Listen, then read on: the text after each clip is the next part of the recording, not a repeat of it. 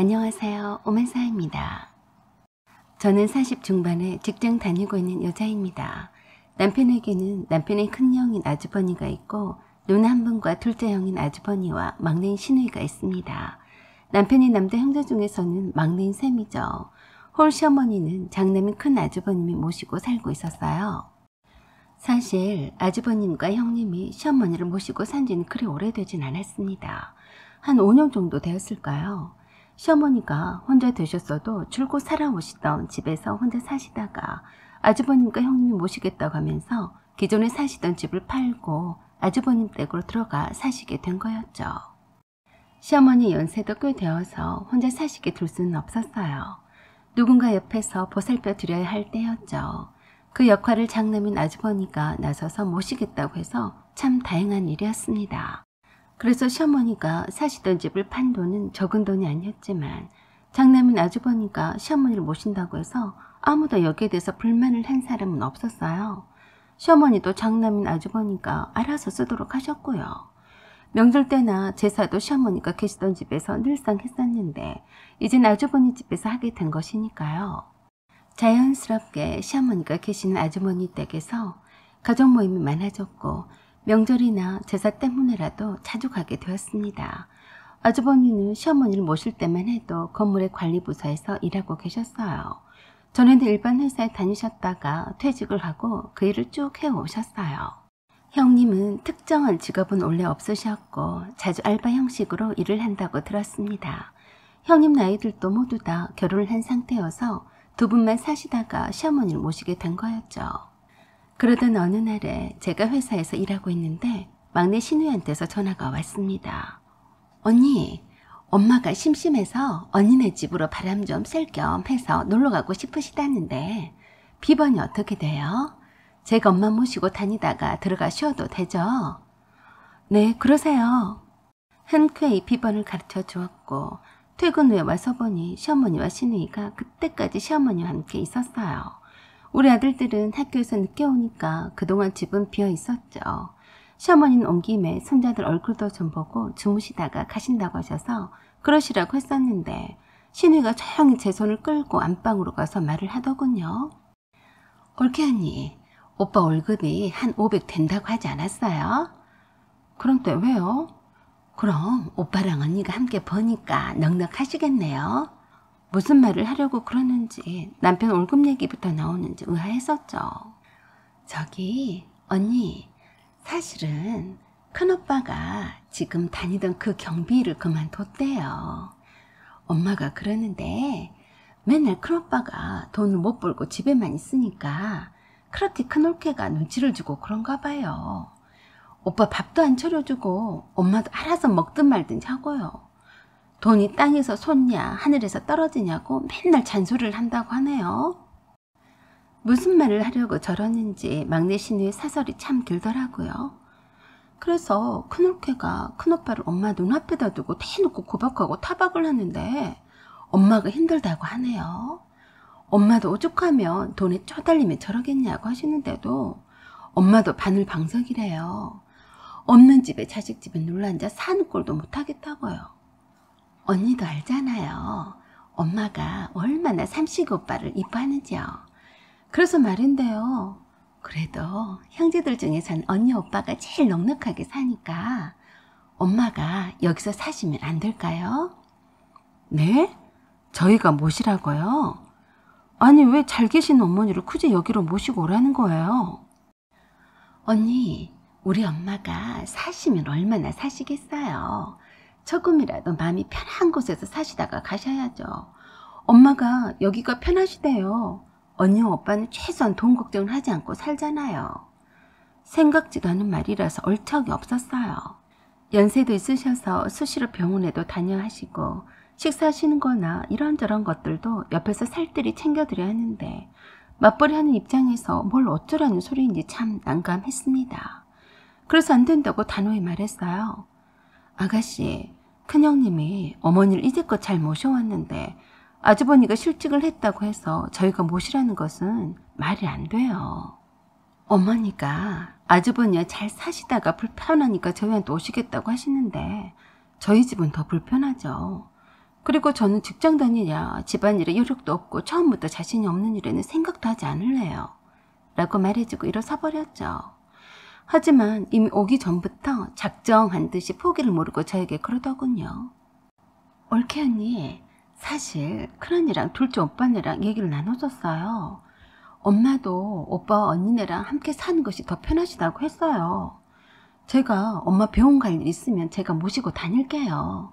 언니는 신경을 쓰지 않아도 돼요. 그래도 저는 말은 다 쉽게 하는 법이라며 못하는 것은 못한다고 말했습니다. 제가 시어머니의 속마음을 모를 줄 알았나 보네요. 그저 장남인 아주버니가 실직을 하고 돈이 없어 보이니까 부담을 주고 싶지 않아서 좀 더 편하고 넉넉해 보이는 저와 남편의 의지를 하고 싶으신 거죠. 아니 그러면 5년 전에 시댁집을 판 돈을 고스란히 장남이라서 꼴꺽한 건 뭔가요? 그리고 아버님이 살아 생전에도 아주버니의 집도 사주셨고 이래저래 아주버니에게 들어간 돈이 한두 푼이 아닌 것은 누구나 다 아는 사실인데 이제 와서 시어머니 모시는 일은 우리가 좀 넉넉하니까 모시라고 하는 것은 무슨 경우인지 좀 어이가 없었어요. 그리고 시누이들과 둘째 아주버니가 서로 모의해서 자기네들끼리 내부적으로 저와 남편에게 시어머니를 모시게 하려고 마음을 모았다는데 기분이 나쁘더라고요. 집에서 놀고 있는 아주버니가 옆에서 시어머니를 오히려 더 살뜰히 잘 모실 거 아니겠냐고요. 하필 맞벌이 하는 저희 부부에게 맡기려고 하다니. 그렇게 그날은 하루 주무시다가 아가씨가 둘째 아주버니 집으로 모시고 갔습니다. 모처럼 모셨는데 그냥 못 보내고 전복죽을 맛있게 해서 대접하느라 퇴근 후에도 마트에서 장도 보고 나름 굉장히 바쁘더라고요. 그런데 뒤늦게 남편을 통해서 알게 된 사실이었지만 그때 시어머니가 큰형님 집에서 쫓겨나서 큰 시누이 집에서 기거하시다가 막내 시누이 집으로 오신 거라고 하더라고요. 큰 아주버니가 실직을 하자마자 그동안 쥐꼬리만한 월급으로 시어머니를 모시고 사느라 힘이 들었었는데 이젠 돈까지 못 벌고 집에 축치고 있냐고 하면서 시어머니 짐을 싸서 강제로 큰 시누이 집으로 보내셨다네요. 큰아주버니도 그걸 보면서도 말리지도 않고 모른 척 했다더라고요. 그래서 큰 시누이 집에 가셨다가 막내 시누이 집에 가셨다가 둘째 아주버니네 집에 가시게 되니까 자기들끼리 궁리를 한다는 게 결국엔 저와 남편이 모시게 하자는 쪽으로 가닥을 잡아서 등 떠미는 격이었죠. 남편이 시어머니에 대한 사랑이 다른 형제들보다 남다르다는 점을 이용을 했던 겁니다. 남편이 시어머니를 내쫓은 사실을 알고서 당장에 큰 아주버니 집을 찾아가서 난리를 쳤는데도 그러던지 말던지 신경도 안 쓰더랍니다. 형님은 뻔뻔스럽게도 그러더래요. 그래요. 서방님은 효자니까 효자가 어머니를 모셔야죠. 우리는 불효자니까 어머니를 모실 생각이 없네요. 알아서들 하세요. 그래서 남편이 시누이들이랑 함께 가서 욕을 한 대박 퍼붓고 나왔다 하더라고요. 그동안 가져갔던 시어머니 돈이나 시어머니 집을 판 돈도 내놓으라고 했더니 배째란 식이더래요. 없어서 줄 곳이 없다고 하더랍니다.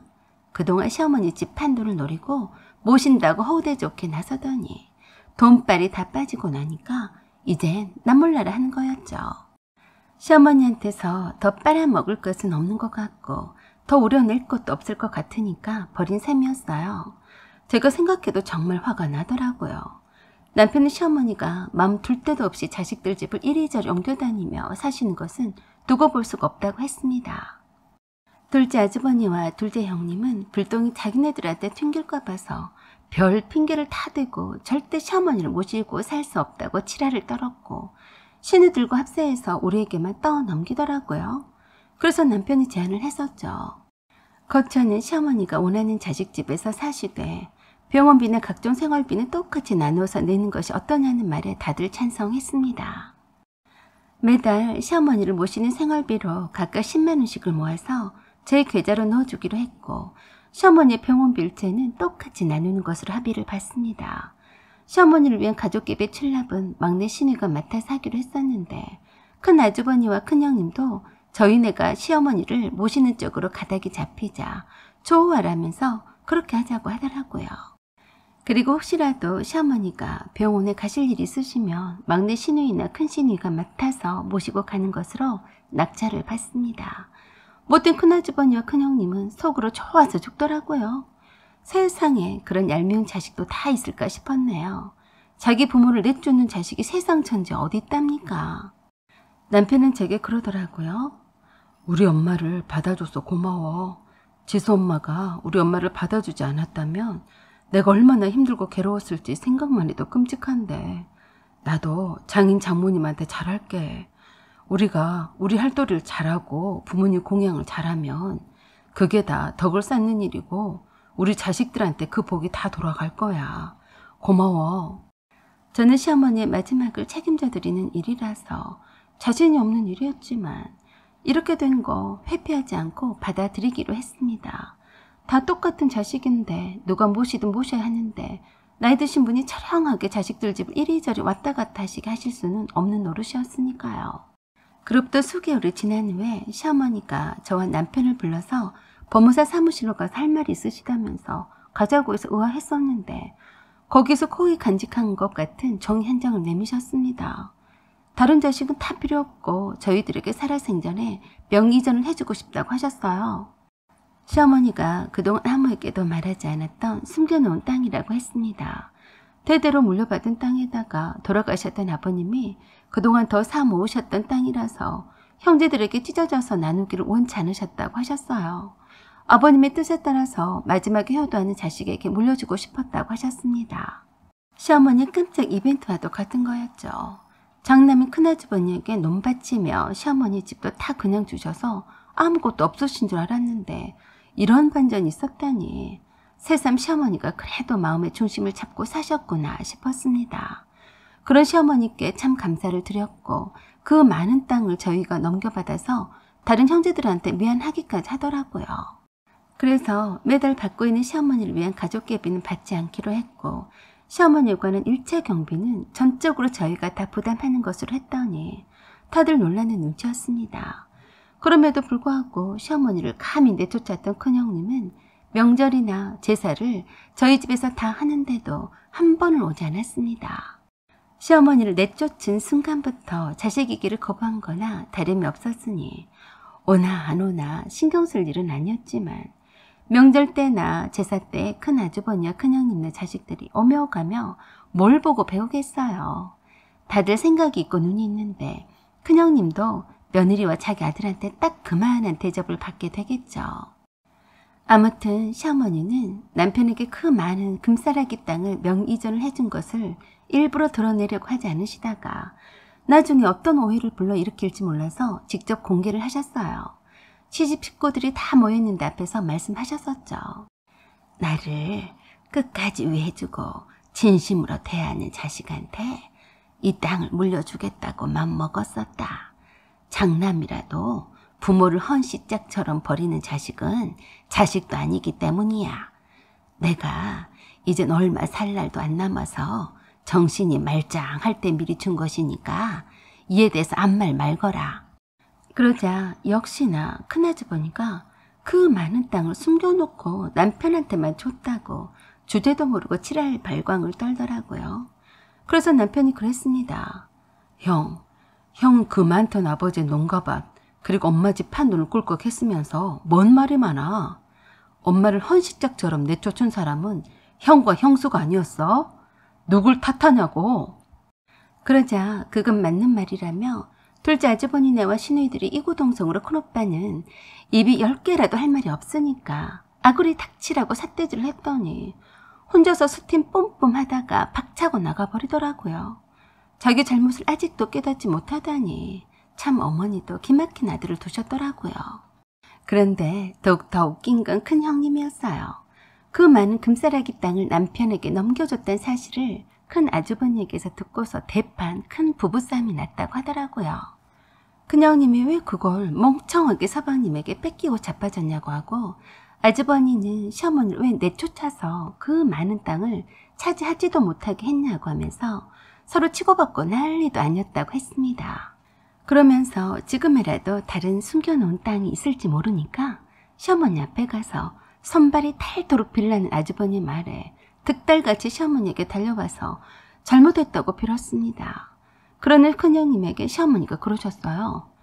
큰며느리로서 채신과 채통을 지키고 다른 형제간의 우애에 금이 가지 않도록 노력해라. 그랬더니 잘 알았다면서 그대로 시어머니 드실 거라면서 김치도 담아다 주고 반찬도 해다 주면서 나름 노력하는 것 같았지만 정말 속보이는 짓이었습니다. 저 남편을 보면 얼마나 배가 아플지 서운하네요. 시어머니를 내쫓은 것을 두고두고 후회를 했겠죠. 그 땅이 탐나서 말이죠. 큰형님과 큰아주버님 모습을 그대로 보고 배운 대로 그 자식들에게 당해봐야 참여를 할 것 같았습니다. 지금까지도 시어머니를 내쫓아서 대박당을 차지하지 못한 것을 두고서 두 분이서 자주 다툰다고 하니까 참 괴롭겠더라고요. 여러분의 생각은 어떠세요? 사연은 여기까지입니다. 구독과 좋아요 부탁드려요. 감사합니다. 안녕하세요. 오만사입니다. 오늘의 주제는 결혼식 앞두고 만난 약혼남의 친구들을 보고서 파혼을 결정했습니다. 라는 내용으로 읽어드리겠습니다. 안녕하세요. 저는 결혼식을 앞둔 신부였습니다. 제가 33살이 되도록 결혼도 안 하고 무량태수처럼 있자 저희 부모님이 애 같아서 만나라고 성화를 해서 만난 사람이 지금 파혼을 결심하게 된 남친입니다. 요즘 세상에 부모님이 만나라고 해서 만나고 결혼까지 결심하는 사람이 어디 있냐고요? 제가 늦둥이로 태어나서 위로 오빠 둘이 모두 결혼한 지 꽤 되었거든요. 부모님 나이도 꽤 있으시고 해서 더 나이가 들기 전에 시집 가라고 하도 애를 태우시니 그 성화에 밀려서 어쩔 수 없이 만났어요.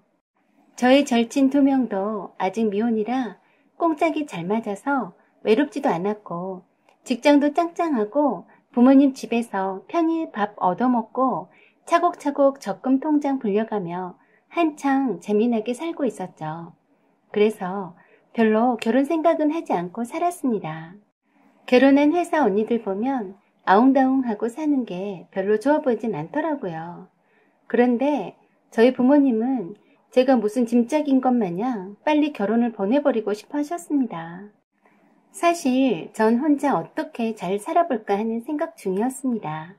저희 부모님도 나이가 많으셔서 언젠가는 누군가 돌봐드려야 하는데 솔직히 두 오빠들이 있어도 믿음이 가지 않아서 최대한 부모님의 노후를 챙겨드리고 싶은 마음도 있었습니다.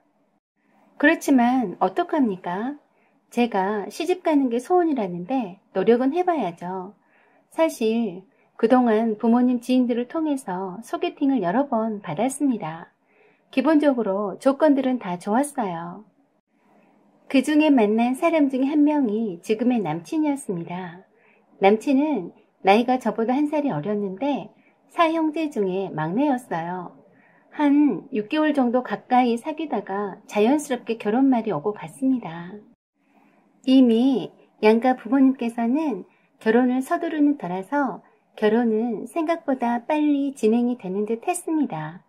상견례도 마치고 결혼식 날짜가 잡히자 남친이 계모임 하는 곳에 저를 데리고 갔어요. 계원이 모두 12명이라고 했는데 계속 참석하는 숫자는 10명 정도 되어 보였어요. 주로 회사 내 같은 기수들끼리 하는 계모임이었습니다. 결혼한 계원은 부부가 함께 참석하는 모임이었죠. 그래서 조금 기대가 되었습니다. 누구나 다 아는 공기업이라서 계원들과 친하게 지내면 좋을 것 같다는 생각이 들었어요. 평생 함께 할 수도 있는 분들에게 첫인사는 자리라서 나름 신경 써서 단정하게 차려입고 남친 따라갔습니다. 다들 미리 와서 저희네 커플을 기다리고 있더라고요. 생각보다 부부가 동반으로 오시는 분이 많아서 놀랐습니다. 결혼을 다들 많이 하셨더라고요. 반갑게들 맞이해 주시고 분위기도 화기애애하니 보기 좋았어요. 여자들끼리도 통성명하고 결혼 축하도 미리 받고 저희 커플이 그날 모임의 중심이 되었었죠.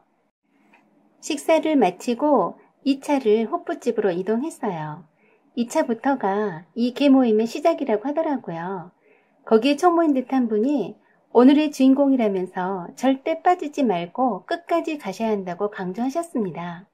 저는 그냥 멋모르고 네 하고 대답했어요.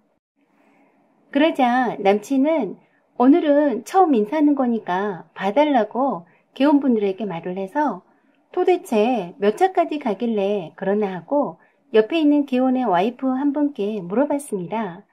그러더니 적당히 2차 중간에 빠져나가라고 하더라고요. 나를 세고 술을 마신다고 하면서 적당히 눈치 봐서 조용히 가면 된다고 했어요. 그래서 가실 때 저랑 함께 가자고 약속했었네요. 결혼할 남친 계모임에 처음 신고식 하는 자리에서 눈치 없이 분위기 깨고 싶지 않았고 적당히 분위기를 맞춰주려고 했습니다.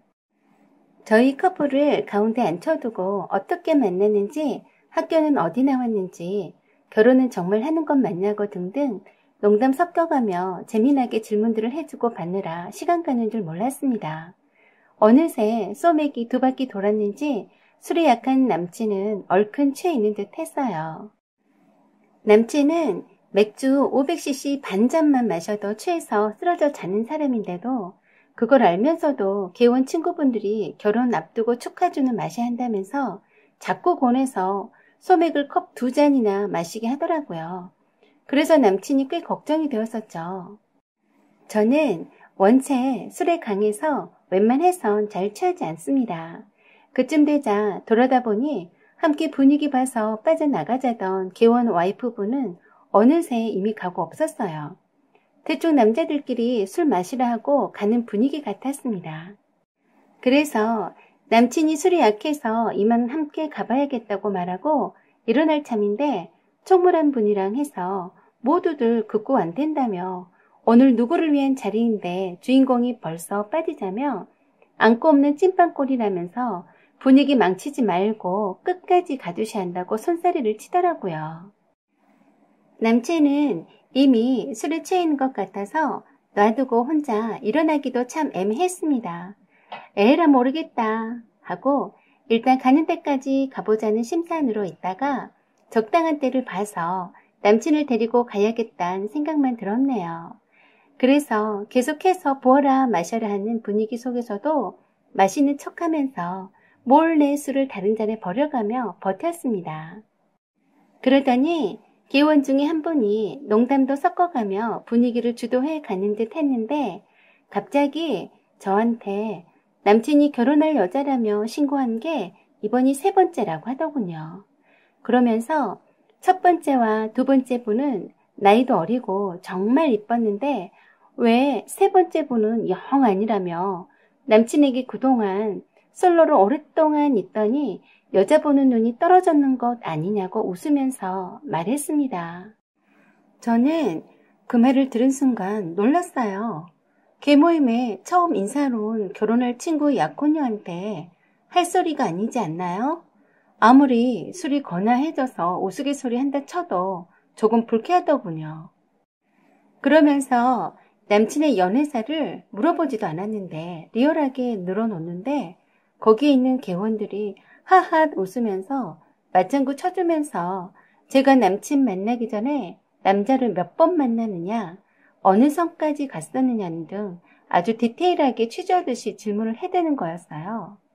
술이 얼큰 들어가면 다 개망나니가 되는구나 하고 생각했습니다. 더 이상 있어서는 좋은 꼴 못 보겠다 싶어서 남친에게 가자고 정신 차리라고 했습니다. 그랬더니 그 모습을 보고서 동물원에 원숭이 보듯이 저것 보라면서 토라져서 간다고 하면서 자기네들끼리 테이블을 치면서 박장대소하는 겁니다. 그때부터 제 신경이 날카로워지더군요. 아무리 술이 취했어도 처음 본 사람한테 이렇게 무례하게 하다뇨. 기분이 팍 상했지만 일단 꼭 참고 이 자리에서 벗어나야겠다고 생각했습니다. 그래도 남친 회사 동료 친구들인데 참자고 했죠. 처음엔 불쾌했어도 재밌게 웃자고 한 얘기인데 하고는 어느 정도 받아주려고 했었는데 점점 그 정도가 심해지더라고요. 그래서 술이 취한 사람들끼리 알아서 놀라하고 지금 일어날 때라고 생각하고 가려고 둘러봤더니 이미 다른 와이프들은 가고 없었습니다. 남친이 술에 취해서 반수면 상태인데 두고 갈 수가 없어서 제가 부축하다시피 하고 이렇게 세우니까 그걸 도와주지는 않고서 계속 웃으면서 힘도 장사라면서 남친이 결혼하게 되면 맥도 못 추겠다고 큰일이다고 농을 하면서 자기네들끼리 낄낄거리면서 큰 소리로 다 들리게 떠들더라고요. 그러면서 거기에 있는 개원 중에 한 사람이 아이고 얼굴은 못생겼는데 힘은 장사네 카카 라고 했어요. 갑자기 스템이 솟구치는 것 같았습니다. 나도 모르게 그 소리를 듣자마자 남친을 부축해 가고 있다가 냅다 던져버리고 뒤돌아봤습니다. 내가 세상에서 제일 싫어하는 말이 바로 얼굴 못생겼다 란 말인데 너 오늘 잘 만났다 란 표정으로 말했어요. 어떤 새끼냐? 이제 금방 입 놀린 놈 했더니 순간 멈칫하더니 다시 난데요? 왜요? 하며 재밌다는 듯이 손 들면서 일어나더라고요. 저는 테이블에 있는 물컵과 먹다 남은 맥주잔을 들고 가서 냈다 부어버렸습니다. 이 개뼈따구야. 술 좀 깨라. 그리고 술이 취해서 제대로 분간도 못하는 남친 사진을 찍어서 남친 어머니에게 보내서 개 망나니 아들 여기 있으니 챙겨가세요 하고 문자 보냈습니다. 예상 밖이라는 듯 농담으로 한 건데 너무한 것 아니냐며 자기네들끼리 툴툴거리더라고요. 그래서 호프집 사장한테 500cc 여러 잔과 얼음을 왕창 갖다 달라고 했습니다. 열불나서 한잔 해야겠다고요. 그리고 개 뺐다고더라. 이것도 기념인데 사진 한번 박자 하고 남친 포함해서 너저분하게 술 취해 있는 모습을 마구 찍어댔습니다. 갑자기 돌변한 제 태도에 어리벙벙한 상태로 쳐다보더라고요. 술 깨라고 얼음 섞은 맥주잔 3개를 다 부어 제꼈습니다. 그리고 못생겨서 죄송합니다. 이 개 망난이더라. 그래 생긴 대로 해주니까 좋으냐? 니네들 각오해라. 내일까지 내 기분이 안 풀어지면 니네 회사 게시판 폭발시킬 테니까 각오해 하고 나와버렸습니다. 그렇게 하고 나와도 조금도 후련하지 않았습니다. 그리고 그 늦은 시간까지 주무시지 않으셨는지 제가 보낸 메시지를 받으신 남친 어머니가 전화를 여러 통을 하셨지만 받지 않았습니다. 그 다음날 토요일 아침에 일어나서 어제 있었던 일을 되짚어봤지만 화가 풀리지 않았습니다. 어떻게 처음 인사하는 동료 친구의 약혼녀에게 그렇게 무례하게 할 수 있는지 그 회사의 문화 자체가 수준 낮은 건지 아니면 남친이 자기랑 결혼하기 싫어서 일부러 쇼하는 건지 의문이더군요. 토요일 하루가 다 지나가는데도 누구 하나 저한테 사과하는 문자 한 통 오지 않았습니다. 그래서 남친한테 전화했습니다. 대리를 불러서 왔는지 남친 어머니가 데리고 왔는지 알 수 없었지만 그때까지 퍼 자고 있더라고요. 어제 일은 하나도 생각 안 난다면서 아마도 친구들이 농담 삼아 그랬겠지 하면서 넌 참 이상하더라. 못생겼다고 하면 어때서? 네가 스스로 못생겼다고 생각하지 않으면 되지. 무슨 자격지심에 피해의식까지. 피곤하네 라고 했습니다. 그래? 너도 알고 보면 그물에 그나물이니 똑같은 놈들이네. 망나니 같은 네 친구들 보니까 앞날이 훤하다. 니도 결국 개 망나니 새끼였어. 지금이라도 내가 알게 돼서 다행이네. 이래서 결혼은 서두르는 게 아니야. 하마터면 큰일 날 뻔했네. 그래, 잘 처먹고 잘 살아라. 앞으로 네 볼 일 없다. 하고 끊어버렸습니다. 미안하다고 연락도 오지 않더군요. 인성이 저렇게 똥같이 처먹었으니 회사 동료 친구란 것들도 되먹지 않은 거라고 생각했습니다. 그리고 부모님께는 여차여차해서 파혼한다고 했습니다. 다시는 결혼말 꺼내지 말라고도 했습니다. 그 다음날에도 아무도 사과 전화를 한 사람이 없더군요. 그리고 그 다음날 월요일 오전에 제 예상대로 남친 회사 지점 홈페이지로 폭파시켰습니다. 이런 똥같은 사원들을 둔 똥같은 회사, 이런 기업 문화가 부끄럽지도 않느냐? 눈이 있고 귀가 있다면 각성해라 라는 문구로 시작해서 여자 외모 비하 발언을 서슴지 않는 똥같은 회사에 기업 문화의 실태를 고발한다 는 문구로 해서 술 취해서 해롱한 상태의 남친과 망나니들 친구들 사진을 사건을 개요와 함께 올렸습니다. 한참이 되니 내 전화에도 불이 났는데 절대 받지 않았습니다. 저희 엄마한테도 전화 받지 말라고 했고 당분간 모른 척 하라고 했습니다. 저녁에 집에 남친이랑 계모임 기수 친구들이 함께 왔습니다. 미안하다고 술김에 실수했다고 했어요. 그래? 당신네들 술김에 실수한 걸 가지고 홈페이지에 글 올렸다고? 돌아서 욕할 사람이네. 어디다 술 먹은 핑계를 대시는 거죠? 지점장 모시고 오세요. 당신네들 혼낼 수 있는 사람 모시고 오라고요. 하고 돌아가라고 했습니다. 그랬더니 잘못했다며 자기가 그렇게까지 마음이 상해 있는 줄 헤아리지 못했다며 용서해달라고 하더군요. 내 입만 아프니 너네 최고 책임자가 와서 사원교육 잘 시키겠다는 말을 직접 들어야겠다고 했습니다. 세상에 정말 우습게도 지점장은 끝까지 와서 사과하지 않더군요. 보수적인 답답한 기업에서 지점장이 직접 와서 사과할 리는 없죠. 그 일로 오히려 저는 진상짓하는 남친의 약혼녀로 회사에 널리 알려진 모양입니다. 썩어빠진 회사의 기업 문화가 윗대가리가 잘못되니 아랫물도 따라 썩는 것 아니겠어요? 기껏 부장인지 누군지 그냥 형식적으로 찾아왔더라고요. 말하지 않아도 비디오였습니다. 못생겨서 못생겼다고 한 걸 가지고 게시판을 블락했다고 얼마나 욕을 하는지 뻔했습니다. 남친은 얼마나 회사에서 상사들한테 여친 하나 제대로 못 잡아서 이런 불상사를 냈냐고 혼쭐 났겠죠. 이 정도면 됐다 싶어 못 이긴 척 게시판에 글을 내렸습니다. 안 됐다 남친아. 그러게 말을 잘 했어야지. 자격지심이니 피해의식이니 앞으로 입맛에 맞는 여친 만나면 말 이쁘게 해라 라고 말해 주었습니다. 여기까지가 결혼할 뻔한 남친과 파혼한 스토리입니다. 여러분의 생각과 의견 댓글로 남겨주세요. 구독과 좋아요 그리고 댓글도 부탁드립니다. 사연 제보도 이메일로 보내주세요. 여기까지 시청해주셔서 감사합니다. 안녕하세요. 오만사입니다. 저는 40대 중반의 조그만 중소기업의 차장입니다.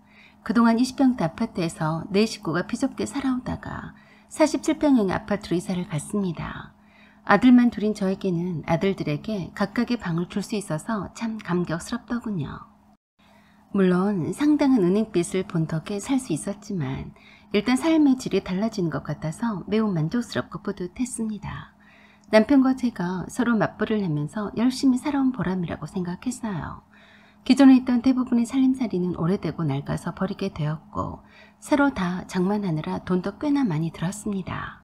방이 넙직한 것이 4개였고 다소 작은 사이즈의 방이 1개여서 합해서 모두 5개였어요. 시댁 식구는 시누이가 1명 있었고 아주버니는 저 아래쪽 지방에서 살고 계셨어요. 아주버니는 정기적으로 전국을 돌아다니면서 근무를 하시기 때문에 지방에서 형님과 함께 전세로 살고 계셨어요. 남편과 제가 그런대로 형제들 중에서는 집장만도 빨리 했고 돈도 잘 버는 축에 속했습니다. 그래서 멀리 계시는 아주버니를 대신해서 알게 모르게 남편이 장남 노릇을 해왔어요. 시어머니는 오래전부터 살던 허름한 주택을 개조해서 혼자서 살고 계셨고요. 남편이 시어머니께 넓은 집으로 이사를 간다고 말씀을 드렸었나 보더라고요. 신우가 많이 부러워했습니다. 신우는 아직 집장만을 하지 못했고 육아 때문에 다니던 직장도 그만두었다가 다시 최근 알바를 시작했다고 들었습니다. 집들이를 하라는 말에 이사를 한 후에 시댁 식구들 모두 다 초대해서 집들이를 했어요. 시어머니는 집을 둘러보시며 입을 쫙 벌리시며 좋아를 하셨는데 신우는 별로 안색이 좋아 보이지 않았어요. 저는 조금 눈치가 보였습니다. 신우이나 형님네도 아직 집장만을 못하고 남의 집살이를 하고 있는데 약간 조심스럽더라고요. 저희만 이렇게 집장만해서 2번째 집들이를 했으니까요. 그런 지 몇 달이 지났을 거예요. 회사에서 일하고 있는데 시어머니에게서 전화가 걸려왔습니다. 바쁘니? 아니요, 무슨 일이세요? 내가 김치 좀 담았는데 갖다 주려고 한다. 비번 좀 가르쳐 주겠니? 어머니, 그러지 마시고 제가 주말에 가지러 갈게요. 아니다. 내가 심심하니까 싸먹싸먹 바람도 쐬면서 너네 집에 가려고 한다. 그래서 별 생각도 없이 비번을 가르쳐 드렸었죠. 그리고 퇴근해서 집에 갔는데 깜짝 놀랐습니다. 시어머니가 주방에서 찌개랑 반찬을 해놓고 계시는데 주방 살림살이가 한가득이었고 시어머니 짐들이 여기저기 널려 있더라고요. 어머니, 이게 다 뭐예요? 이거 내가 쓰던 부엌 살림이다. 네? 그런데 왜 쓰던 거를 가져오셨어요? 내가 여기서 잠시 있으려고 그런다. 네? 여기에 계신다뇨? 너는 어째 사람 말귀를 못 알아듣냐? 내가 아들네 집에 있겠다고 말하지 않니? 어머니가 여기 있겠다고요? 그래서 가만히 둘러봤더니 대체나 시어머니가 쓰시던 잡동사니 오래된 물건들이 놓을 자리가 없어서 여기저기 궁색하게 자리들을 차지하고 있었어요. 그리고 내 서재방으로 쓰려던 방에 있던 책상과 책들을 안방에다 물어보지도 않고 옮겨놨더라고요. 딱 봐도 시어머니가 통째로 이사온 곳인 줄 바로 알아볼 수 있었죠. 기가 막히는 저에게 시어머니가 아무렇지도 않게 그러셨어요. 여진이가 너네 집에 살림살이가 웬만큼 다 있으니까 다 버릴 거 버리자고 했는데 그래도 다 내 손때가 묻었는데 버릴 수가 있어야 말이지. 그 말을 듣고 헬스기구를 넣어두었던 작은 방에 가보니까 시어머니의 잡다한 물건들이 창고처럼 쌓여 있어서 기절초풍하겠더라고요. 이쁘게 새 집에 어울리게 모두 다 새 가구로 배치를 해놓았었는데 집 자체가 시어머니 이삿짐으로 해서 개판 5분 전이었어요. 순간 화가 난 제가 시어머니께 말했어요. 어머니, 이게 다 뭐예요? 저기 한마디 말도 없이 김치 갖다 놓으신다면서 비번을 물으시더니 감쪽같이 몰래 이사 오시려고 그러셨어요? 그러자 시어머니가 화가 난 표정으로 큰 소리로 소리를 지르셨습니다. 내가 이사 오는 것이 너는 싫으냐? 왜 제 허락도 없이 어머니 맘대로 이사 오신 거예요? 내가 네 허락을 꼭 받아야만 내가 내 아들 집에 온단 말이냐? 세상 어느 부모가 자기 자식 집에 맘대로 갈 수가 없다니? 이제 보니 넌 아주 못된 며느리구나. 세상에 시어미가 자식 집에 산다고 왔는데 네가 무슨 자격으로 이래라 저래라야? 아무튼 어머니 내일 당장에 다시 여기 있는 어머니 짐들을 싸들고 어머니 집으로 갖다 놓으세요. 그리고 어머니가 잠시 잠깐 저희 집에 계시는 건 괜찮은데요. 여기서 저희랑 함께 사는 건 안 됩니다. 아셨죠? 매야, 시애미를 갈 곳도 없는데 길바닥에 나 앉으란 말이냐? 갈 곳이 없다고요? 어머니 집이 있는데 왜 갈 곳이 없다고 하세요? 그랬더니 완전히 골 때리는 말씀을 하시더라고요. 내가 살던 집은 이미 팔렸다. 그래서 이젠 나도 나이도 들었으니까 아들하고 함께 살려고 한다. 네가 싫든 좋든 간에 상관없다. 나는 여기서 살 거니까. 미치고 환장하겠더라고요. 완전히 억지를 쓰시는데 대화가 도통되지 않았어요. 이삿짐은 어떻게 혼자 날랐냐고 하니까 시누이가 와서 도와줬다고 했습니다. 분명히 시누이가 시어머니를 조종해서 저희네 집이 아파트도 평수도 높고 하니까 들어가 살라고 했을 게 틀림이 없었습니다. 그래서 시누이한테 전화를 했어요. 아가씨, 어머니가 나한테 말도 하지 않으시고 이사를 오셨는데 왜 나한테 말도 안 해줬어요? 그랬는데 어이가 없는 말을 하더라고요. 언니, 나는 엄마가 언니한테 말 있는 줄 알았죠. 그리고 지금 말했으면 됐지 않아요? 엄마도 언제까지 그 허름한 집에서 혼자 사시게 놔둘 건데요. 아들은 그렇게 넓고 좋은 집에서 사는데 우리 엄마도 그런 집에서 사셔야죠. 이제 나이도 드실 만큼 드셨는데 누가 옆에도 있어야 하고요. 그래서 화가 잔뜩 나서 제가 그랬습니다. 그걸 왜 말도 않고 몰래 이사를 오게 했냐고요. 내 말귀를 못 알아들어요? 그랬더니 오히려 시누이가 더 화를 내면서 말했어요. 어디다 대고 큰 소리예요? 옳게 언니, 우리 엄마 구박하면 내가 가만두지 않을 거예요. 알았어요? 라고 하고서는 또 끊더라고요. 시어머니는 시누이와 통화를 하면서 신경질을 냈다고 야단야단을 옆에서 하고 계셨는데 화딱지가 나서 제 방에 들어가서 남편에게 전화를 했습니다. 남편은 무슨 뜬금없는 소리를 하냐며 어머니가 그냥 며칠 저희 집에 계시려고 그런 거 아니냐며 믿지 않는 눈치였어요. 결국 남편이 집에 와서 모든 사실을 알게 되었습니다. 시어머니와 한참을 대화를 나누다가 제게 와서 말했어요. 한숨을 내쉬면서 하는 말이 더 기가 막혔습니다. 아, 어떡하냐? 어머니가 가실 데가 없어. 우리 팔자가 어머니 모시고 살란 팔자인가 보다. 뭐? 그게 무슨 소리야? 어머니가 살던 집을 파셨대. 처음부터 우리가 넓은 집에 이사와서 여기서 살고 싶으셨대. 우리들이 싫어할까 봐서 미루고 말도 않고 있다가 닥쳐서 이사 온 거라고. 그걸 말이라고 해? 어머니가 그러실 분이니? 이게 다 당신 동생이 그렇게 한 거야. 그랬더니 남편이 제 속도 모르고 속에 불을 질렀습니다. 푸르르 화를 냈더니 저에게 되려 큰 소리 쳤어요. 당신은 가만히 보면 내 동생한테 자격지심 같은 거 있어? 왜 말끝마다 내 동생을 못 잡아먹어 안달이야? 내 동생이 뭐 어쨌다고 우리 엄마를 꼬드겼겠어? 뭐라고? 자격지심? 말 같은 소리를 해라. 어쩐 이 집 식구들은 하나같이 말하는 뻔세가 그 모양이니? 그렇게 해서 본질은 놔두고 괜한 감정 싸움으로 남편과 태판 다투게 되어서 서로 말도 안 하게 되었습니다. 아무튼 남편은 이왕 이렇게 되었으니 어머니를 나가시라고 할 수 없는 노릇이고 모시고 살자고 했어요. 저는 그럴 수 없다고 했고요. 자식이 우리만 있는 것도 아니고 시누이나 아주버니도 있는데 애써서 돈을 모아서 평수를 넓혀서 이사를 왔더니 잘 사시던 집도 팔아치우시고 막무가내로 밀고 쳐들어오는 법이 어디 있냐고 했어요. 남편은 시어머니가 마음이 불편하실 텐데 그만 싸우자고 하면서 내일 다시 조용히 얘기하자며 방을 나가버렸죠. 저는 아무래도 이대로는 회사 일이 손에 잡히지 않아서 휴가를 쓰고 시어머니가 살던 집을 내놓았다던 부동산 사무실로 가서 알아봤습니다. 그랬더니 시누이와 시어머니가 와서 시어머니 집을 판 돈을 시누이 계좌로 모두 다 넣어달라고 시어머니가 그러셨다네요. 정말 어이가 없었어요. 그래서 당장에 시누이에게 전화를 해서 물었더니 그러더라고요. 그거 엄마가 나 집 사라고 주신 돈이에요. 언니도 알다시피 우리가 아직 집 없이 자주 이사 다니고 있잖아요. 근데 그걸 어떻게 알았어요? 엄마가 그랬어요? 아가씨, 그럼 그것도 저에게 숨기려고 한 거예요? 가지가지 하네요. 언니, 무슨 말을 그렇게 해요? 우리 엄마가 오직 언니가 싫어할까 봐서 말도 못하고 있다가 그렇게 들어가셨겠어요? 엄마가 남이에요. 우리 오빠 집에 들어가 사신다는데 언니가 어쩔 건데요? 형제 중에서 잘 사는 사람이 부모님을 모시는 건 당연한 거 아니에요? 누구 맘대로 함부로 당연하다고 말을 해요? 아가씨는 저에 대한 예의는 하나도 없네요. 그렇게 어머니 집 한 돈이 탐나서 그런 거 아니었어요? 어디다 함부로 어머니 집 한 돈에 손을 대요? 당장에 어머니 통장에 그대로 돌려놓지 않으면 제가 가만 안 있을 테니까 두고 봐요. 미쳤어요? 엄마가 준 돈을 언니가 왜 이래라 저래라 해요?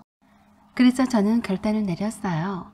이대로 가다가는 시누이 좋은 일만 시키는 꼴이었으니 두고 볼 수는 없었죠. 그래서 집으로 돌아가서 시어머니께 잠시만 시누이 집에 다녀오시라고 했습니다. 저녁에 친정 식구들과 못다한 집들이를 할 예정이라서 잠시만 자리를 비켜달라고 하고 택시비를 지어드렸어요. 한층 부드러운 표정으로 말을 걸자 의심도 없이 그러마 하고 시누이 집으로 가셨어요. 그러는 사이에 용달차를 불러서 시어머니 짐과 물건을 몽땅 실어서 시누이 집으로 보내버렸습니다. 그리고 그동안 엄마 없이 혼자 사셨던 친정아버지를 모시고 왔습니다. 집 비번도 바꿔버렸고 친정아버지가 살던 집도 부동산 업체에 매물로 내놓았어요. 그동안 늘 혼자 계셔서 자주 못 가봐서 마음이 쓰였는데 이참에 모시고 살 작정이었죠. 시어머니 이삿짐을 보내버리자 난리가 나 시누이와 시어머니가 전화를 해대고 치라를 떨었어도 신경을 쓰지 않았습니다. 친정아버지의 방을 꾸미느라 정신이 없었거든요. 급히 모시게 되어서 딱 필요한 물건만 옮겼고 웬만한 오래된 물건들은 친정아버지의 의견을 물어서 싹 다 정리했습니다. 시누이와 시어머니 빗발친 전화에 남편이 한 걸음에 회사에서 일찍 퇴근하고 집에 왔습니다. 뜻밖의 장인어른이 방 하나를 차지하고 있자 그러더라고요. 장인어른 웬일이십니까? 이렇게 갑자기? 응, 자네 왔는가? 내 딸이 자네가 바쁘다고 말도 하지 않고 알아서 나를 불렀다네. 기특하지 뭔가. 자네한테도 고맙네. 장인도 부모라면서 모시고 살자고 했다면서. 고맙네 고마워. 아 네? 아 네. 남편이 저를 안방으로 데리고 와서 난리였어요. 이게 뭐 하자는 거야? 우리 엄마는 어떡하고 장인어른을 모시고 오면 어떻게 하냐고. 어머니는 아가씨가 모셔야지. 아가씨가 어머니 집을 팔게 하고 그 돈도 가져갔는데 그럼 당연히 그래야지. 그래서 어머니를 보내드린 거고 나도 내 아버지 챙겨야지. 안 그래? 뭐? 여진이가 엄마 집 판 돈을 가져갔다고? 그래. 그런 싹둑머리 없는 네 동생이 그런 짓을 했으니 당연히 어머니는 아가씨가 책임을 져야 하지 않겠니? 내가 우리 아버지를 그렇게 모시고 싶었는데 이번 기회에 모시고 살 테니까 그런 줄 알고 맘에 안 들면 네가 나가 살아. 너는 무슨 말을 그렇게 하냐? 아무튼 너도 경솔했어. 그런다고 우리 엄마를 속여서 내 동생 집으로 보냈니? 말도 않고 짐도 보내버리고? 지금 난리도 아니다. 지금 우리 집에 쫓아오겠다고 하는 걸 내가 다 알아서 하겠다고 해서 조용한 거야. 네가 알아서 잘 하던 말던지 해. 경우 없는 짓은 네 동생이 먼저 했으니까. 그대로 되갚아준 것뿐이니까. 알아서 말 잘 전해라. 남편은 할 수 없다는 듯이 알았다고만 했습니다. 남편이 신우이한테 시어머니 집을 팔게 했으니 알아서 하라고 똑부러지게 말했다고 하더라고요. 시어머니가 저희 집 오고 싶다고 했어도 장인어른을 모시고 산다고 했더니 열불이 나서 난리를 치셨지만 남편이 그랬대요.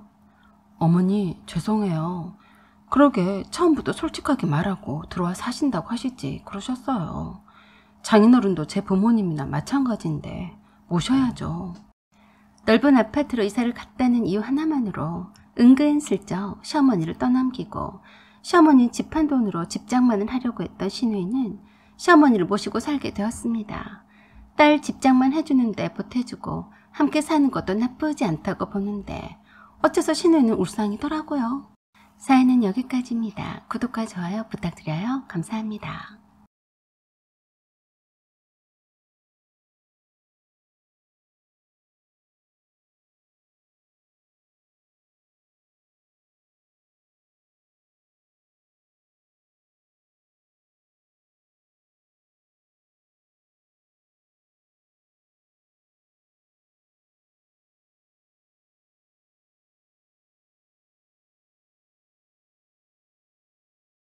안녕하세요. 오만사입니다. 제가 결혼식을 2달 앞둔 시점에 신혼집을 장만했습니다. 신혼집 마련은 사이좋게 반반으로 똑같이 하기로 했었고 반전사였어요. 남친이나 저나 성격이 독특해서 좀 더 쾌적하고 넓은 공간을 원해서 조금 무리해서 마련한 거였어요. 일단 새를 얻어서 살아보다가 좀 더 돈을 모아서 아파트를 청약할 생각이었어요. 일단 리모델비가 전혀 들지 않는 곳으로 해서 남친과 발품을 팔아가며 어렵게 구한 곳이었죠. 결혼식을 몇 달 앞둔 시점에서 이미 남친의 월급도 넘겨받았어요. 저와 남친은 2년 전부터 결혼 계획을 하고 준비를 해왔습니다. 제가 주도하에 데이트 비용도 아끼고 남친이 타고 다니던 차도 팔게 했어요. 왜냐하면 지하철 타고 가면 남편 회사로 금방 출근할 수가 있었는데 유지비가 아깝더라고요. 제 차가 있었으니까 둘 다 있을 필요가 없었어요. 남친은 대기업의 연구소에서 근무하는 연구원이었고 저는 중학교 교사였어요. 결혼 후에 임신할 것을 대비해서 저희 친정집과 가까운 곳으로 신혼집을 얻었었죠. 오래된 건물을 리모델링을 아주 잘한 집이어서 깔끔했고 주변 환경도 나쁘지 않았어요.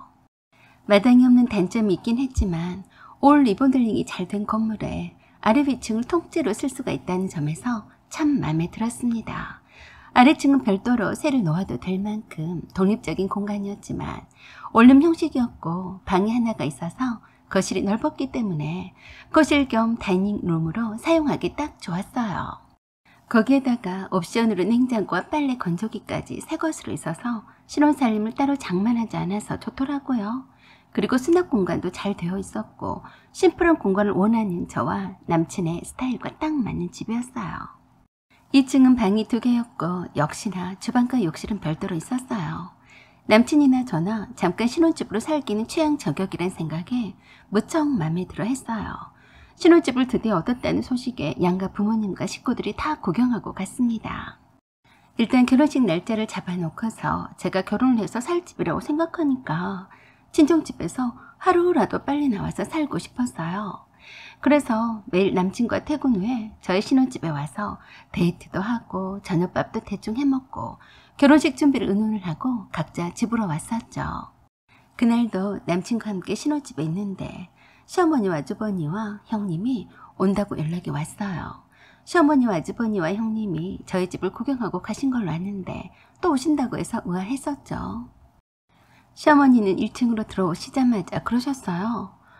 아이고, 여기 봐라. 거실 넓은 것 좀 봐라. 여기서 준수가 뛰어놀아도 걱정도 없겠다. 준수는 형님의 아들이었는데 갑자기 준수 얘기를 꺼내시는 것이 참 이상하다 했습니다. 예비 형님은 집 구경 좀 하자고 하면서 방 하나를 열어보고 꽤 크다고 했고, 주방도 둘러보고 바깥 다용도실도 둘러보더니 참 리모델링을 잘 해놓았고, 세탁기에다 냉장고와 새로운 빨래 건조기까지 참 좋다고 하더라고요. 그러는 형님에게 시어머니가 자꾸 마음에 들지 않냐고 하시는데 왜 저러실까 그랬었네요. 내 신혼집인데 왜 형님에게 물어보는 건지 좀 어이가 없었는데 그 이유를 나중에서야 알고서 기절초풍하는 줄 알았습니다. 사실 그땐 형님네가 이사를 가야 하니까 이런 집을 구하라는 말씀이겠거니 했었네요. 조금 후에 시누이까지 왔어요. 그리고 저와 남친만 빼고 2층으로 올라가서 자기네들끼리 무슨 얘기인지 한참을 하더니 내려와서 시어머니가 먼저 저에게 말씀을 꺼냈습니다. 내가 좀 부탁 좀 해도 되겠니? 부탁이요? 무슨 부탁인데요? 여기 이 집 말이다. 어차피 너희들 잠시만 살다가 갈 것 아니냐? 어머니, 그건 모르는 일이죠. 돈을 모아서 집장만 하기 전까지는 살아야 하니까요. 뭘 그러냐. 둘이 잘 버는데 한 2년이면 금방 아파트로 가지 않겠니? 그러자 옆에서 남친이 그랬어요. 엄마, 요새 아파트 값이 얼만데 그러세요? 2년 만에는 터무니도 없어요. 그래도 실은 너희 둘만 살기는 여기가 엄청 넓지 않니? 2층도 크고 말이다. 네, 그래서 일부러 이곳으로 한 거예요. 여기 1층은 주방 겸 거실로 쓸 거고요. 2층은 침실과 드레스룸으로 쓸 거예요. 그러자 시어머니가 저에게 그러시더군요. 여기 1층을 싸게 세 놓아라. 그게 더 좋지 않겠니? 여기 1층 이렇게 넓은데 그렇게 해라.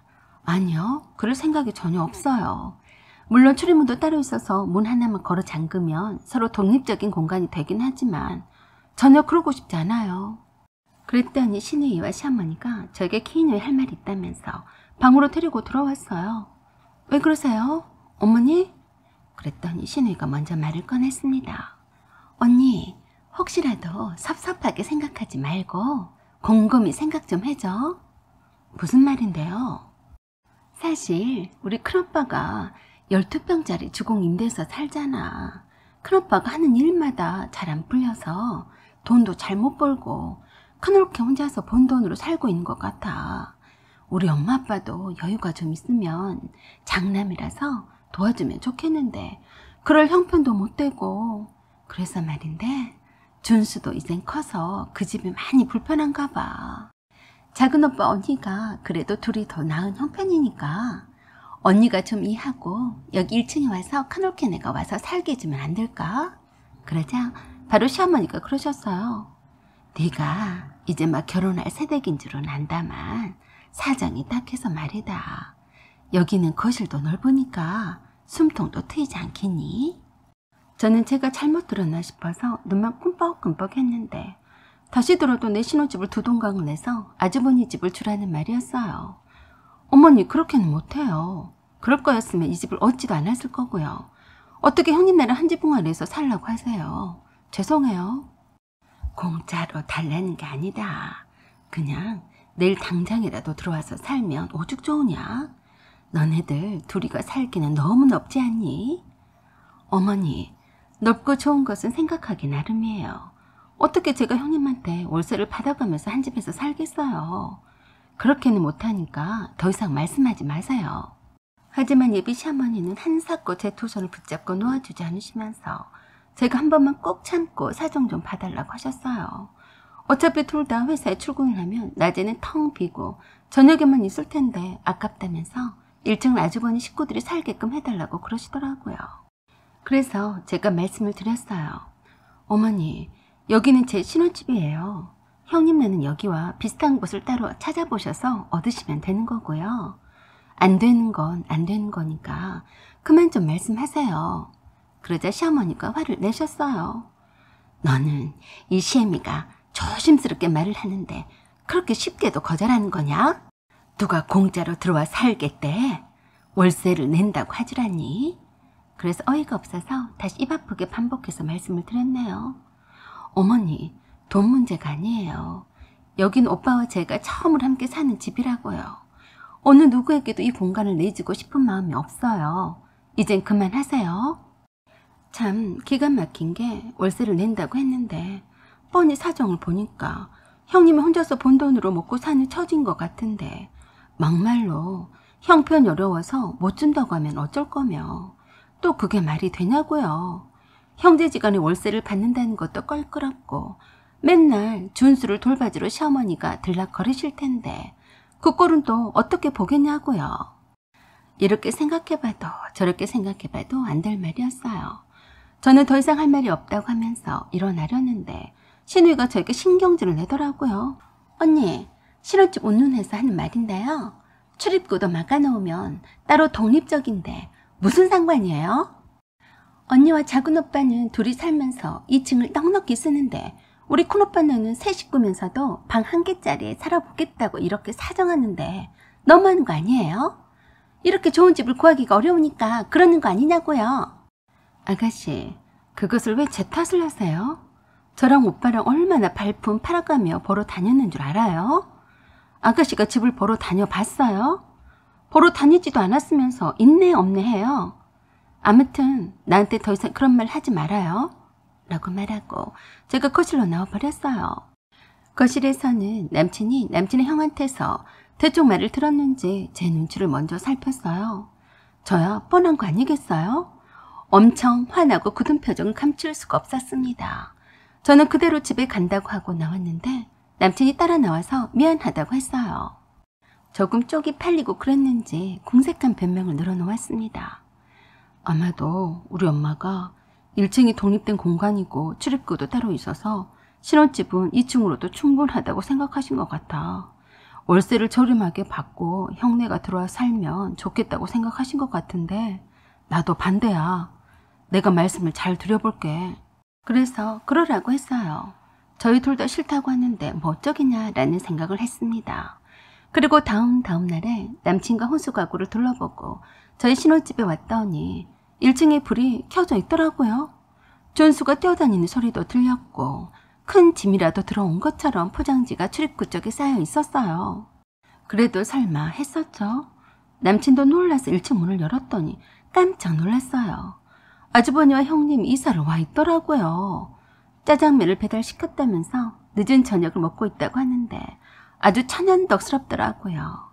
저는 기가 막혀서 남친을 째려봤어요. 그랬더니 자기는 오라고 한 적이 없다는 식으로 고개를 절레절레 흔들더라고요. 남친이 아주버니에게 물었어요.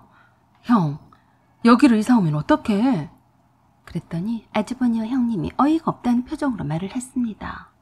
무슨 소리야? 네가 오라고 했다며? 엄마, 안 그랬어요? 그랬더니 시어머니가 그러시는데 어처구니가 없었어요. 내가 오라고 했다. 네 형은 아무 잘못이 없다. 내가 네가 오라고 했다고 말해서 이사를 왔다. 뭐 어쩔 거냐? 이미 이사도 왔는데 도로 내쫓을 테냐? 이렇게 이사도 오고 보니까 그 굴속 같은 곳보다는 훨씬 낫구나. 어디서 이만한 집을 또 구하겠니? 세상에 이런 막가빠식 시어머니가 또 어디 있을까요? 그러자 형님은 저한테 미안해서 어쩔 줄 모르고 무조건 저에게 그러더군요. 동서, 나는 어머니 말만 믿고 이사를 와버렸지 뭔가. 미안하네. 아마도 막상 이사를 와버렸는데 다시 내쫓을 위인들은 아닐 거라고 판단해서 시어머니가 그렇게 하신 것 같았어요. 그래서 제가 그랬습니다. 형님, 그리고 아주버니, 이 집이 그렇게 마음에 드셨다면 저희가 포기할 테니까 차라리 2층까지 해서 전체를 그대로 가져가시고 돈을 주세요. 라고 했더니 형님이 난색을 펴였어요. 내가 그럴 돈이 어디 있어. 미안한데 그냥 이렇게 함께 살면 안 되겠는가? 우린 다시 이사 갈 곳도 없는데. 공상스러운 아주버니와 형님을 보자니 마치 저와 남친이 아주 인정머리도 없는 사람들처럼 비쳤는지 시어머니가 소리를 고래고래 지르셨습니다. 너는 네 시집이 그렇게 우습냐? 대충 이 정도 사정이면 모른 척하고 넘어가주면 그 공 모른다던? 꼭 이렇게 야박스럽게 해야 되겠냐 말이다. 어이가 없는 것은 저였는데 시어머니는 오히려 저를 더 야단을 치셨어요. 그래서 제가 그랬어요. 어머니 뜻을 잘 받든 그런 며느리 얻으시면 되겠네요. 매야? 지금 뭐라고 했냐? 저한테 이래라 저래라 소리 지르지 마세요. 제가 아직 결혼식도 올리지 않았는데 이게 무슨 경우예요? 그리고 남친에게 말했습니다. 너 똑똑히 들어도 파혼할 테니까 네 어머니 입맛에 맞는 여자 데리고 살아라. 이 집에 반반이 들어갔으니까 내 돈 내주고 주고받을 것 있으면 확실히 하고 끝내자. 라고 하고 나와버렸어요. 남친 어떻게든지 해결할 테니까 파혼 말은 하지 말라고 했었죠. 시어머니는 일시장까지 예약을 해놓고 신혼집까지 장만을 했으면서 파혼은 무슨 얼어 죽을 파혼이냐고 했지만 일시장 예약도 취소하고 신혼집 2층에 가져다 놓은 살림살이들을 다 가져가니까 조금 걱정을 하는 눈치였어요. 부동산에 다시 신혼집을 내놓았고 부동산 중개업자가 집을 보러 오자 그때서야 놀라서 저희 친정집에 쫓아와서 파혼은 안 된다면서 사정 이러이러해서 그렇게 됐다면서 계속 자기 변명만 늘어놓으셨어요. 형제간에는 다 어려울 때는 서로 도와주거니 받거니 하며 사는 거라면서 끝까지 제가 배려심이 없다는 말을 해서 친정엄마가 엄청 화가 나셨습니다. 그래서 저희 친정엄마가 그러셨대요. 아이고 얼마나 거지같이 없이 살면 아들 신혼집을 2동강을 내서 싫다는데도 기생충처럼 붙어 살게 했어요. 나는 절대로 그런 집안에는 내 딸을 못 줍니다. 그렇게 해서 친정엄마와 남친의 어머니가 한바탕 크게 싸우셨어요. 그 일로 남친은 우리 집에서 완전히 쫓겨나버렸고 저와도 돌이킬 수 없는 지경에 이르렀어요. 저는 뒤도 돌아보지도 않고 제 돈이 들어갔던 전세금을 돌려받고 헤어졌습니다. 남친의 어머니 핑계만 대고 이사를 왔던 예비 형님네는 며칠 살아보지도 못하고 갈 곳이 없어서 시어머니와 시누이가 살고 있는 그 좁은 아파트로 이사를 갔다고 하더라고요. 예비 형님은 본의 아니게 합가를 하게 되어서 울상이겠지만 무는 역한 아주버니와 시어머니는 좋아하겠더라고요. 사람은 자고로 품위가 있어야 한다고 했어요. 가난은 죄가 아니지만 그 가난 때문에 품위를 잃어버리는 것이 죄가 되는 거죠. 그것 때문에 괜히 가난한 욕을 얻어먹는 겁니다. 우리는 살다가 보면 가난하게 살 수도 있고 그러다가도 부자로 살 수도 있는 거죠. 그렇지만 가난하다고 해서 기생충처럼 살려고 해서는 안 되고 부자라고 해서 기만을 부리고 거만할 필요는 없다고 봅니다. 그저 이치에 맞는 도리만 지키면 되는 것인데 그저 조그마한 욕심이 자기의 품위를 떨어뜨리는 것 같아요. 사연은 여기까지입니다. 구독과 좋아요 부탁드려요. 감사합니다. 안녕하세요. 오만사입니다. 오늘은 상견례에서 다리를 저는 우리 엄마를 보고 파혼시켰던 남친 엄마, 교통사고가 나서 불구가 된 남친과 결혼해달라고 빌며 통사정을 하는데 란 내용입니다. 저는 30대 초반 직장녀입니다. 1년 가까이 사귀다가 결혼까지 약속했었던 남친과 파혼했던 사연입니다. 남친은 평범한 직장의 회사원이었고 참 착한 남자였어요. 드디어 상견례를 하게 되었는데 처음에는 저희 부모님이 먼저 와서 자리를 지키고 있었어요. 저희 엄마는 한쪽 다리가 짧아서 심하게 다리를 저는 행동을 합니다. 그런 것을 남친 쪽 부모님과 식구들에게 보여주고 싶지 않아서 화장실도 가지 않으셨고 자리에만 가만히 계시기만 했습니다. 상견례를 마칠 때에도 저의 부축을 받으며 되도록이면 걷는 모습을 보이지 않으려고 애를 쓰셨어요. 제가 어렸을 적에는 엄마가 무척 창피하고 부끄러웠던 적은 있었어요. 하지만 지금은 저희 엄마를 무척 존경하고 사랑합니다. 저희 엄마는 아버지와 함께 동네 마트를 운영하고 계세요. 아버지는 정상인 분이셨는데 사람들은 가끔씩 오해를 하곤 했습니다. 엄마가 장애인이면 아버지도 무슨 장애인이 아니냐는 식이었어요. 정상적인 사람이 아니고서야 어떻게 몸이 불편한 사람과 혼인해서 살 수 있겠냐는 편견이 많았습니다. 하지만 저희 아버지는 저희 엄마를 무척 사랑해서 만나서 연애하고 결혼하셨어요. 물론 당시 할머니와 할아버지께서 엄청 결혼을 반대하셨다고 들었어요. 그렇지만 그런 결혼 반대에도 불구하고 아버지는 엄마랑 결혼을 하셨고 변함없이 가정에 충실한 남편과 아빠로서 든든한 기둥이 되어주셨습니다. 다리를 저는 엄마를 부끄러워하지 않으셨어요. 그런 아버지를 닮아서 철없던 어린 시절이 지난 후에는 더 이상 엄마를 부끄럽게 생각하지 않게 되었었죠. 상견례에서 다리 저는 모습을 들키지 않으려고 애쓰는 엄마를 보면서 마음이 많이 아팠습니다. 그렇게 애쓰지 않아도 된다고 했어도 혹시나 엄마를 보면서 예비 시댁 쪽에 흉이나 잡히지 않을까 걱정하셨어요. 그러나 상견례가 끝난 후에 저희 엄마가 화장실에 다녀오는 길에 남친의 엄마가 우연히 화장실 쪽으로 다시 들어오시면서 마주친 모양이었어요. 어쩔 수 없는 운명의 장난이었을까요? 숨기고 싶고 어떻게 하든 보여주고 싶지 않아 했는데 저희 엄마는 큰 잘못이라도 저지른 사람처럼 매우 당황해 하셨대요. 남친 엄마와 남친의 누나는 애써 평온한 척하는 눈치였지만 엄청 놀란 표정이었다고 했습니다. 저희 엄마는 평소에는 다리가 불편해도 다른 사람들의 시선을 신경을 쓰지 않으셨는데 자식에 관한 일이라서인지 무척이나 자존감이 낮아지셨어요. 그런 엄마가 정말 안쓰러웠습니다. 저는 엄마에게 걱정 말라고 하면서 안심시켜드렸지만 놀라는 표정을 했던 남친 엄마에게 신경이 많이 쓰인다고 했습니다. 아니나 다를까 며칠 후에 남친 엄마가 저에게 직접 전화로 연락을 해왔어요. 잠깐 둘이서만 만나서 할 얘기가 있다고 하더군요. 남친 엄마가 했던 첫마디는 참 놀라웠어요. 아니 그게 네 어머니 말인데 소아마비 때문에 다리가 그러시다는데 그거 혹시 유전되는 거 아니니? 네? 아니에요. 유전이 되다뇨. 절대 유전되는 거 아닙니다. 그래? 그렇지만 대부분이 유전이 되는데 아니라고는 단정 지을 수는 없다. 그러시면서 결혼을 허락할 수가 없다고 단정적으로 말씀하셨어요. 다리를 저는 저희 엄마를 보고서 반대하시는 것이 틀림없어 보였습니다. 그래서 제가 그랬어요. 저희 엄마 때문에 결혼을 반대하신다고 한다면 저도 이 결혼은 절대 하지 않겠어요. 이것으로 이 순간 이후부터 오빠하고 헤어진 걸로 알 테니까 오빠에게는 직접 말씀해 주세요.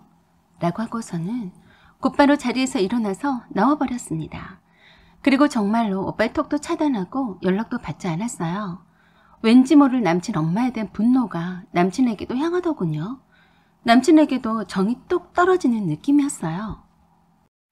갑자기 연락을 받지 않자 집에도 찾아오고 난리 법석을 떨었지만 만나주지 않고 돌려보냈습니다.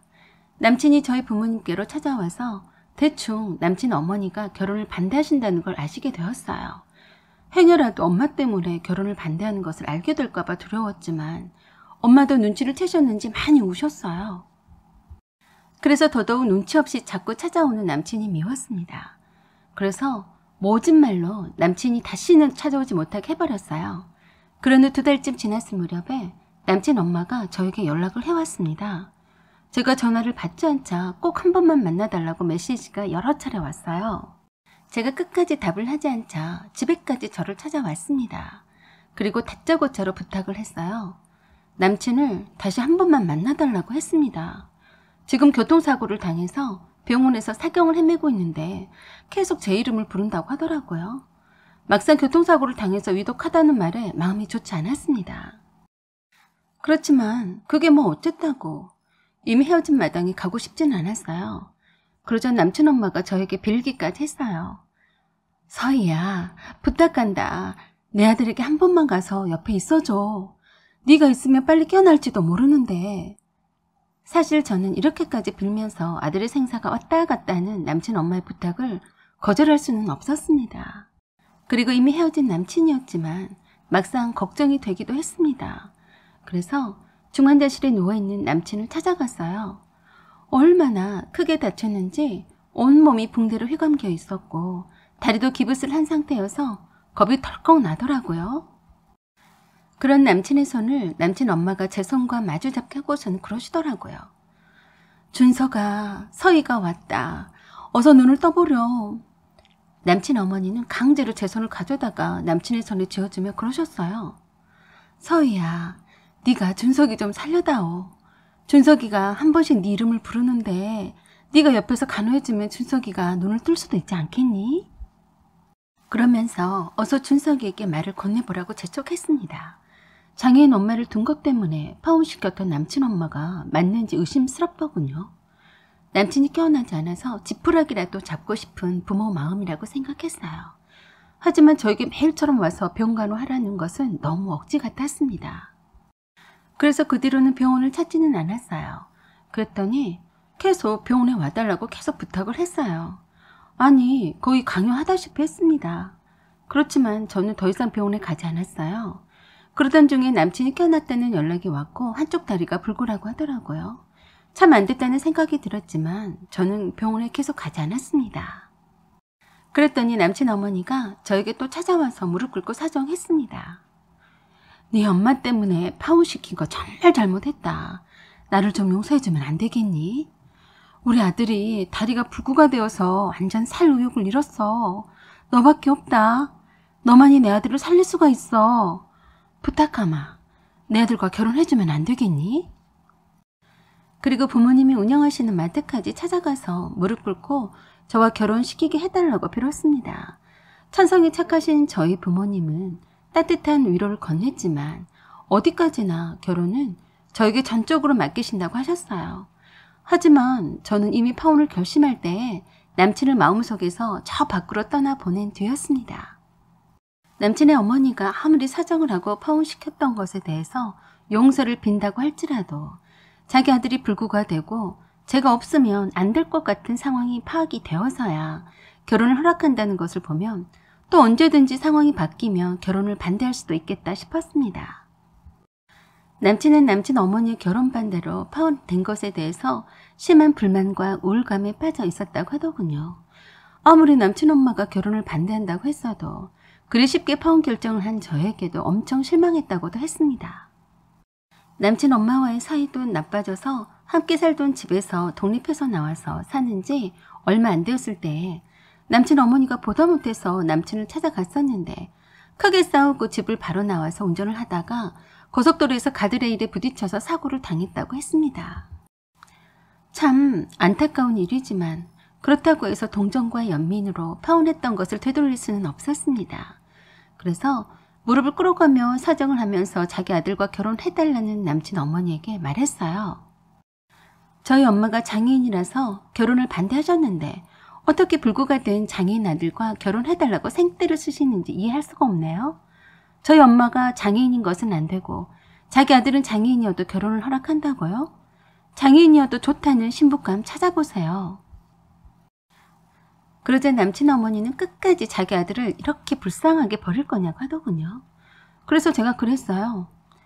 제가 먼저 버린 적은 없어요. 파혼하자고 하신 분은 누구였는지 생각 안 나세요? 오빠가 저렇게 된 것도 누구 때문인데요. 단순히 저희 엄마가 다리를 전다는 이유 아니었어요? 그래서 내가 잘못했다고 빌지 않았니? 내 아들을 버리면 안 된다. 내 아들 살려다오. 라고 하면서 애원을 했지만 사정을 한다고 해서 될 일이 아니었죠. 그 뒤로도 무난히던 남친 어머니는 저희 집에 막무가내로 찾아오곤 했습니다. 끔찍한 사고로 인해서 다리까지 불구가 되어버린 아들에게 절망감을 안겨주기 싫었던 거죠. 그래서 제가 무슨 생각을 하든 말든 상관이 없었던 겁니다. 저는 이미 떠나갔는데 말이죠. 자식에 대한 집착이 사랑인 줄로만 착각하는 남친 어머니야말로 남친에게는 독이 되었던 거죠. 하다 안 되니까 이젠 악에 바치는 소리를 해댔습니다. 너 우리 아들이 잘못되기라도 하면 가만두지 않을 거야. 지금도 살기 싫다고 매일 노래만 부르고 있는데 네가 내 아들 옆에만 있어준다면 목숨 하나 건져주는 건데 그걸 못하겠다고 하는 거니? 에이 못된 것. 너는 그동안 사귄 정도 없었니? 내가 잘못했지 내 아들이 잘못한 것 없다. 내 아들이 잘못되면 네가 책임질 거니? 어처구니 없어서 제가 말했어요. 제가 왜 책임져요? 원인 제공한 사람이 누구인데 책임 전가하시려고 해요? 잘못한 사람 몫이죠. 제 몫이 아니에요. 다시는 찾아오지 말아요. 우린 이미 파혼한 지 한참 된 사람들이잖아요. 이제서야 아쉬우니까 책임지라 마라 억지 쓰시는데 파혼시킨 책임은 책임질 사람의 몫이죠. 참 옳적이 없더군요. 파혼시켰다가 다시 결혼하라고? 집 문턱이 탈도록 드나들더니 참으로 집착도 대단하다고 생각했습니다. 그렇게 한동안 결혼해달라고 매달리더니 뜸해졌어요. 그런 후 저는 한동안 사람 만나기가 두려워졌습니다. 비혼인 채로 살아야겠다는 생각까지 들었어요. 아무리 둘이 좋아서 결혼하려 한들 뭐합니까? 또 가족 중 어느 한 사람이라도 우리 엄마의 불편한 다리를 놓고서 이러쿵 저러쿵 할 텐데 말입니다. 저는 아무리 결혼하고픈 상대남이 있더라도 저희 엄마에게 그런 편견으로 보거나 깎아내리는 듯한 사람은 용서가 안 됩니다. 하지만 나의 그런 생각과는 달리 상처로 남았던 첫사랑이 지나가니 운명처럼 두 번째 사랑이 찾아왔습니다. 아버지가 쌀 배달을 나간 사이에 엄마 혼자서 마트에 계셨는데 높이 쌓여있는 두루마리 화장지 한 묶음을 꺼내려는 순간에 옆에 있던 화장지들이 한꺼번에 무너져 내려서 순간 넘어져서 머리를 다쳤습니다. 다행히도 그때 마침 한 청년이 나서서 넘어진 엄마를 일으켜 세워줬고 넘어지면서 가판대 모서리에 머리를 부딪혀서 피가 흐르고 있었대요.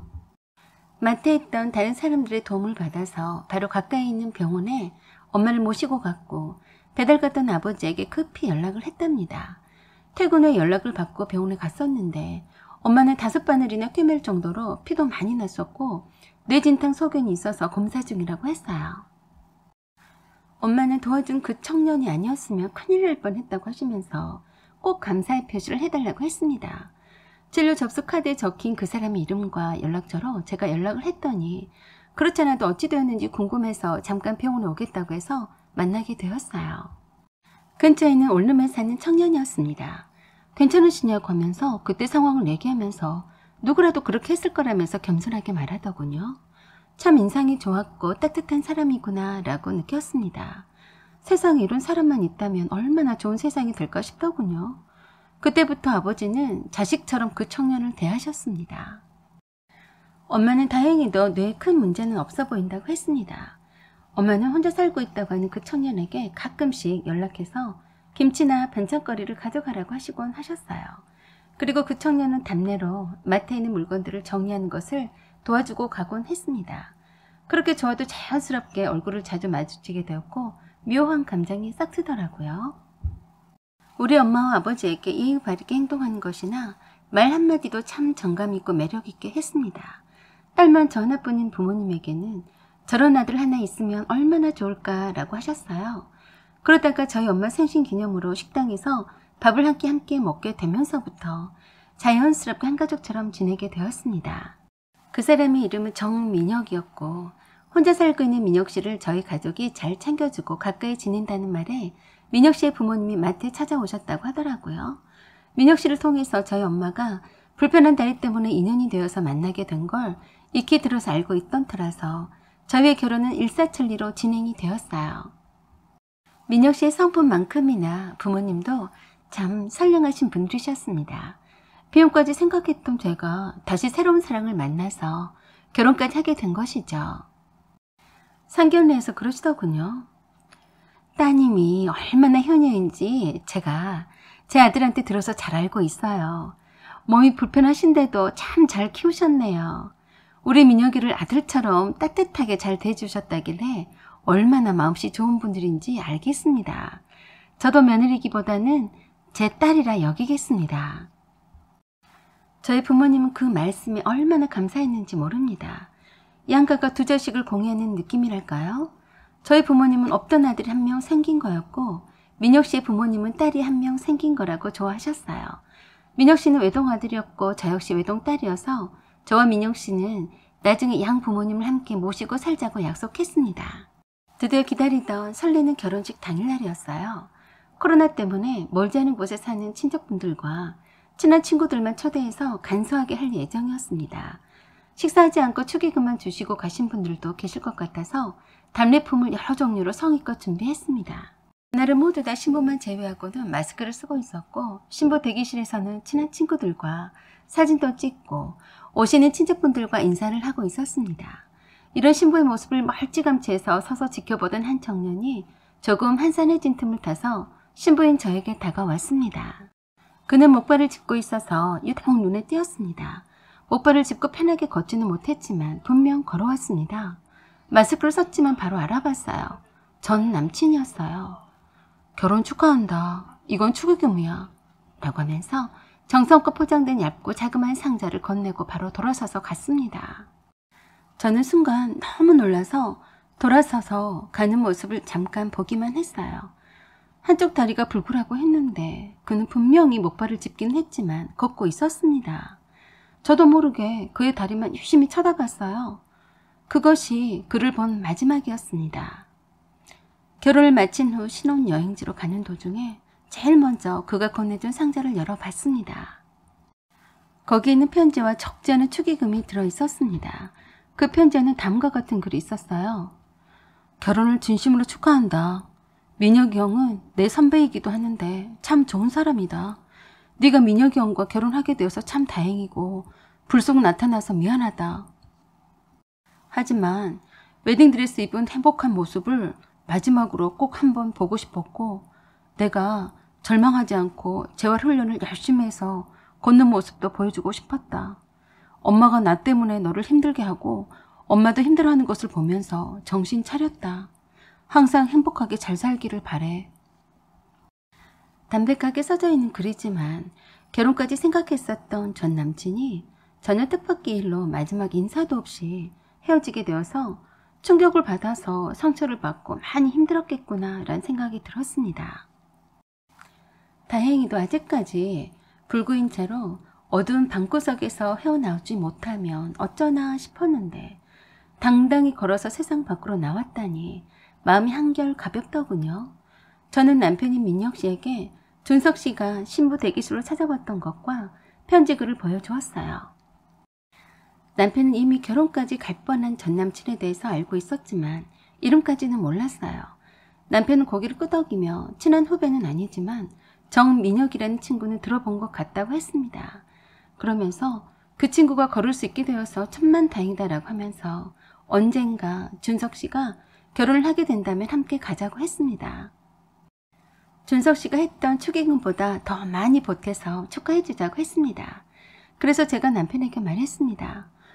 역시 민혁 씨는 내 천생배필이야. 우리 행복하게 잘 살자. 모든 사람들에게 축복받은 우리 결혼은 지금까지도 행복이 이어지고 있습니다. 사연은 여기까지입니다. 여러분의 생각과 의견을 댓글로 달아주세요.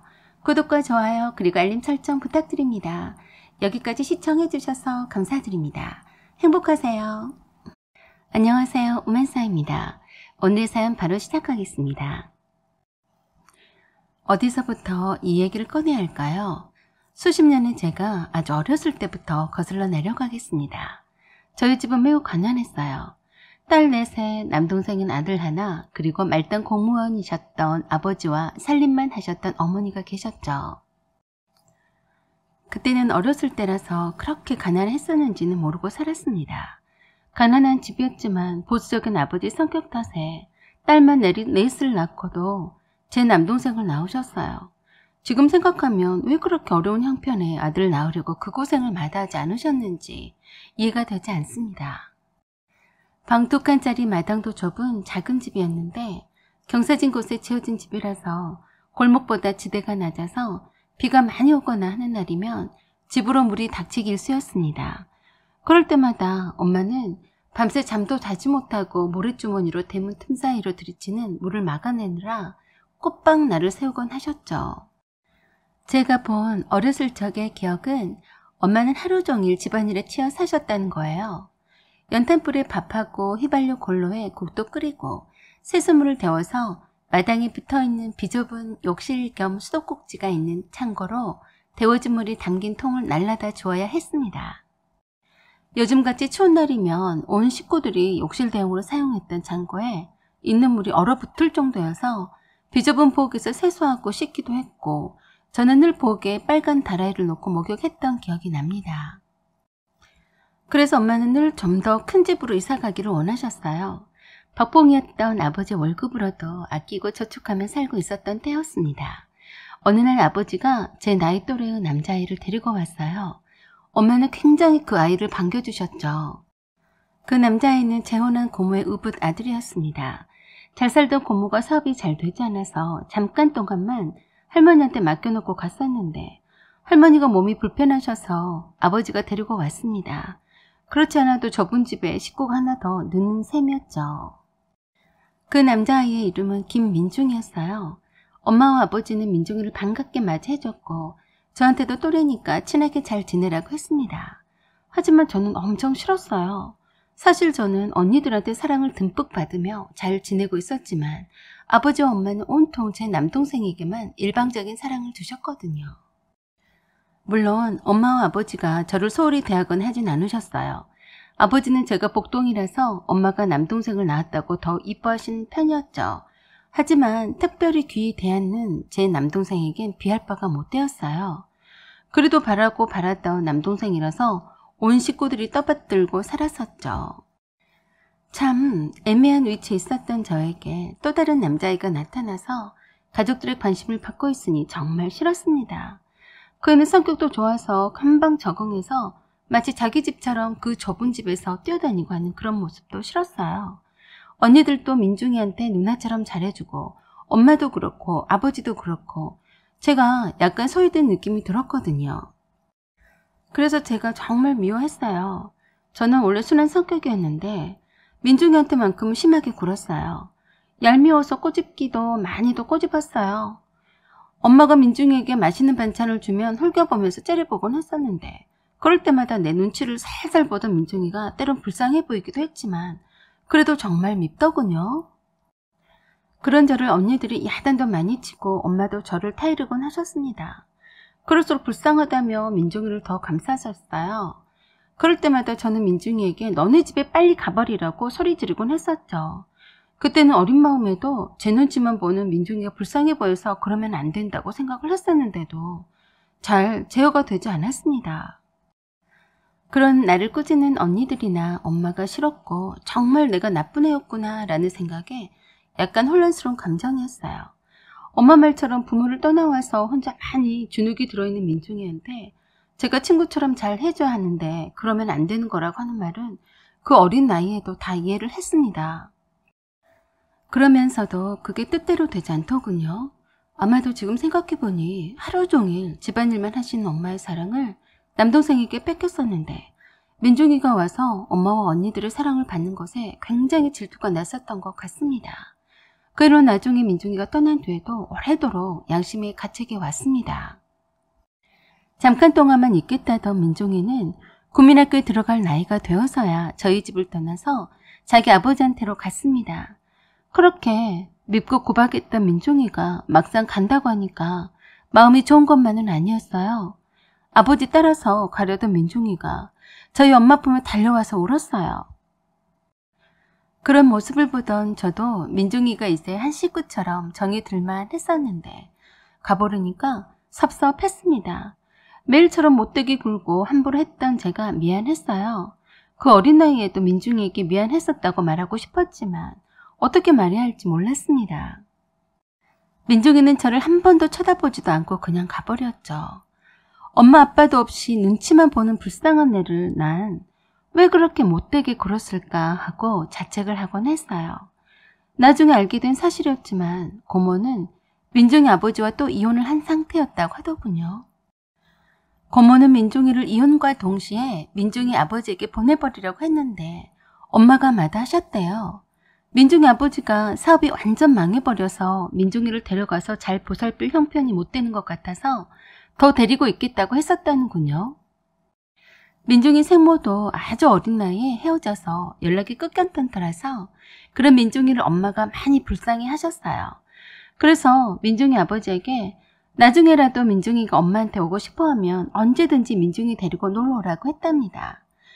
그렇게 헤어진 후로도 이혼한 고모와는 별도로 민중이가 정이 들어버려서 늘 궁금해 하셨어요. 그래서 가끔씩 민중이 아버지와 전화통화를 하는 걸 여러 번 봤었고 엄마가 민중이랑 통화도 했었어요. 그러다가 민중이 아버지가 기반이 잘 잡혀서 살만했는지 다시 재혼을 했다는 말만 듣고 연락이 끊겼습니다. 엄마는 무소식이 희소식이려니 하셨고 그렇게 잊고 살아왔어요. 저는 가정이 어려운 형편에도 불구하고 공부를 곧잘 하는 편이라서 대학에 입학했어요. 우리 언니들 모두 다 고등학교만 졸업하고 취업했습니다. 모두 가정 형편 때문에 대학 진학은 꿈도 못 꿨거든요. 언니들은 저와 남동생만큼은 제대로 공부시키고 싶어 했어요. 그래서 언니들이 취업해서 번 돈으로 엄마에게 생활비를 조금씩 보태니 저와 남동생에게 학원도 보내주기도 했고 저의 대학 학비도 일부 보태기도 했었죠. 다행히도 저는 대학에 입학해서 무난하게 졸업했습니다. 하지만 남동생은 가족들의 모든 기대에도 불구하고 공부에는 영 취미가 없었어요. 엄마와 아버지는 하나밖에 없는 아들은 꼭 좋은 대학에 가야 한다는 강박에 사로잡혀 있었던 터라서 재수를 3번이나 했는데 또 떨어졌습니다. 그렇다고 해서 엄마와 아버지가 실망을 해서 남동생에게 야단을 치거나 화를 내거나 하진 않으셨어요. 언니들도 마찬가지였고요. 오히려 행여나 마음이나 다치지 않았을까 하고 남동생을 걱정을 했을 정도였죠. 그렇게 온 식구들이 제 남동생을 어린아이처럼 끔찍이도 사랑했습니다. 이제 다 큰 청년인데 말입니다. 오로지 저만이 제 남동생에게 유일하게 야단치며 공부를 그따위로 하면 백날 해봤자 소용없다고 입바른 소리를 했었죠. 언제까지나 언니들이 남동생의 뒷바라지를 해줄 수 없는 노릇이었어요. 그래서 더 이상 남동생에게 재수는 안 된다고 했고 눈을 낮춰서 목표하는 대학보다 낮은 곳으로 입학할 것을 권했어요. 그렇지만 가족의 기대치가 목표로 하는 대학이었던 만큼 남동생은 그것을 저버리고 싶지 않았던 모양이었습니다. 그래서 저와 남동생은 심한 말다툼을 했어요. 우리 집에 기둥이고 장남인 네가 언제까지나 무책임하게 재수만 하고 있어도 되는 것이냐, 그 뼈아프게 잔소리를 했었죠. 큰언니도 너 때문에 시도 못 가고 있는데 정신 차리라고 했었고 분수에 맞는 대학에 가라고 했습니다. 그날따라 남동생은 고개를 숙이고 제 말을 끝까지 듣고 있다가 친구를 만난다면서 집을 나갔습니다. 그리고 그것이 마지막이었어요. 군대 복무 중에 휴가 나온 친구를 만나고 나오는 길에 뺑소니 차에 치였던 겁니다. 친구를 만나면 늦게 들어와도 엄마는 꼭 남동생이 들어와야 잠이 드셨어요. 그날도 깨어있었던 엄마가 먼저 연락을 받았는데 얼굴이 하얘져서 말을 더듬더군요. 남동생은 그렇게 뜻밖의 사고를 당해서 수술 도중에 하늘나라로 갔습니다. 엄마는 처음에는 믿지 않으시다가 병원에서 쓰러지셨어요. 아버지는 남동생을 잃은 슬픔에 빠질 새도 없이 엄마가 정신을 잃고 한참을 제정신을 찾지 못해서 어쩔 줄 몰라 했고 그걸 지켜보던 저도 큰 충격에 빠졌었죠. 안녕이란 인사도 없이 이렇게 험하게 갈 수가 있는지 의심이 갔고 바로 그렇게 모질게 마구 퍼부었던 자신이 정말 미웠어요. 이렇게 저희 가족들 모두가 멘붕 온 상태에서 어떻게 멘탈을 잡고 있을지 모를 때에 한 청년이 제게 다가왔습니다. 그날은 남동생이 사고가 나서 하늘나라로 간 다음 날이었어요. 엄마는 링게를 맞으면서 누워 계셨고 저는 엄마 옆에서 정신이 반 나간 상태에서 훌쩍거리며 울고 있었습니다. 병실 안으로 누가 들어와서 옆에 있는지도 모른 채로 엄마 옆에서 엎어져서 훌쩍거리고 있었죠. 누가 제 어깨를 토닥거리는 것 같아서 돌아봤는데 모르는 사람이었어요. 그런데 그가 엄마한테 그랬어요. 엄마, 저 왔어요, 엄마. 낯선 청년이 엄마한테 엄마라고 부르는 것이 이상하다 했습니다. 그런데 정말 희한하게도 엄마가 희미하게 눈을 뜨더니 웃으면서 그랬습니다. 정수야, 언제 왔니? 마치 깨어있었던 사람처럼 남동생의 이름을 불렀어요. 네, 이제 금방 왔어요. 라고 하면서 엄마 손을 잡고 마치 남동생인 것처럼 다정하게 엄마를 바라봤습니다. 엄마는 그때부터 그 청년을 남동생이라고 여겼어요. 그는 다름 아닌 오래전에 헤어졌던 민중이가 소식을 전해 듣고 찾아왔던 거예요. 키도 크고 멋진 청년으로 성장을 해서 알아볼 순 없었지만 민중이는 저를 알아보고 제 이름을 불렀어요. 생김새로는 알아볼 순 없었지만 아마도 저일 거라고 생각했다더군요. 엄마는 충격 때문인지 남동생이 사고를 당했다는 것과 하늘나라로 간 사실에 대해서 잊고 있는 눈치였고 민중이를 남동생으로 착각했습니다. 민중이를 포함해서 모든 식구들은 엄마가 충격을 받을까봐 그러한 사실에 대해서 더 이상 말을 하지 않았어요. 엄마는 심장이 많이 안 좋은 상태여서 정신적인 스트레스를 받으면 안 된다고 했습니다. 그래서 민중이는 엄마 앞에서 남동생처럼 행동했고 정신이 없는 저희 가족들을 대신해서 뒷수습을 했어요. 아버지도 이렇게 힘들 때 민중이가 나타나서 힘이 되어주어서 많은 위로가 되는 듯 했습니다. 매일 병원에 와서 잠깐이라도 엄마와 얘기를 주고받고 가곤 했어요. 다행히 그 덕에 엄마는 퇴원을 할 수 있었고 통원 치료만 받으러 다니면 된다고 했습니다. 그때까지도 엄마는 민중이를 정수라고 불렀습니다. 그리고 자연스럽게 저희 집에 살다시피 했어요. 엄마의 건강이 최우선이었기 때문에 엄마의 아들로 살았습니다. 민중이는 고맙게도 정말로 저희 엄마를 친엄마처럼 대했어요. 아버지도 그런 민중이를 보면서 큰 위안을 받으셨어요. 민중이는 그동안 훌륭하게 자랐더군요. 생모랑 아주 어렸을 적에 떨어져 지냈기 때문에 엄마의 정을 모르고 살다가 우리 집에 와서 엄마와 누나들의 사랑을 받고서 많이 그리워졌다고 했습니다. 저희 집을 떠난 후에도 그 기억이 떠나질 않았다고 했어요. 민중이 아버지는 늘 사업 때문에 바빴고 새엄마와는 대면대면해서 가족의 정이란 것은 없었다고 했어요. 민중이 아버지가 하시던 일이 다시 잘 되어서 경제적으로는 풍족해서 돌봐주는 일하는 아줌마가 있긴 했지만 늘 저희 가족이 그리웠기 때문에 그 먼 데서 집 앞에까지 찾아온 적도 있었다고 했습니다. 그때도 학교에서 돌아오는 저를 보고서는 그냥 단념하고 돌아섰다고 했어요. 단 한 사람, 제가 두렵다고 하더군요. 집에도 생각날 때면 한 번씩 엄마의 목소리를 듣고 싶어서 전화를 걸어보곤 했었는데 유독 엄마보다 제가 더 전화를 자주 받더랍니다. 그럴 때는 그냥 끊어버리기 일쑤였고 어쩌다가 엄마가 전화를 받는 날에는 기분이 째졌다고 하더군요. 항상 엄마라고 부르고 싶었는데 그러지 못했었다고 했습니다. 그렇게 가족이란 울타리가 그리웠던 민중이는 우리와 한 집에서 살게 되었어요. 엄마의 건강도 한층 더 나아지는 듯 했고 아버지도 민중이를 친아들처럼 여겼어요. 저와 민중이와도 처음에는 엄청 서먹했었는데 예전과는 다르게 제가 민중이한테 친절하게 잘 대해주니까 무척 고마워했습니다. 아니, 제가 먼저 고마워해야 맞는 거였죠. 우리 엄마와 아버지에게 친아들처럼 정말 잘 대해줬어요. 그 덕분에 남동생을 잃은 슬픔에서 빨리 헤어나올 수 있었던 것 같았습니다. 그렇지만 민중이를 그 옛날에 구박하고 미워했던 제가 선뜻 나서서 미안했었다고 말은 하지 못하고 속으로만 담고 있었어요. 대신에 그 옛날에 저와는 다르게 정말 잘 대해 주었습니다. 그러다가 듬직한 민중이를 그만 좋아하게 되어버렸어요. 어쩜 이렇게 멋있게 자랐는지 볼수록 진국이더라고요. 하지만 속마음은 드러내놓지는 않았어요. 그러던 어느 날이었습니다. 엄마 때문에 남동생에 관한 얘기는 꺼내지도 못했었는데 엄마가 저에게 그러더군요. 숙정아, 모레가 정수가 간 날이었잖니. 이젠 정수 보러 갈 수 있을 것 같다. 같이 가자. 라고 했어요. 저는 깜짝 놀랐어요. 엄마, 이제 기억이 나는 거야? 기억이 난 지는 한참 되었는데 표현을 하지 않았을 뿐이었고 민중이가 정수처럼 내 자식 같아서 멀어질까 싶어서 모른 척하고 계속 민중이에게 정수라고 불렀다고 했습니다. 이젠 담담히 하늘나라에 간 아들을 마주할 수 있다고 했어요. 저는 그런 엄마에게 역시 우리 엄마야. 엄마는 이겨낼 줄 알았어. 라고 하면서 안아드렸어요. 그때부터 엄마는 민중이에게 정수라고 불렀다가 민중이라고 불렀다가 했습니다.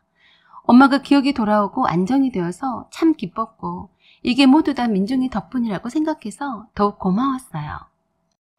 그래서 용기를 내어서 그 옛날에 그렇게 구박하고 미워하며 못되게 굴어서 참 미안했었다고 사과를 했습니다.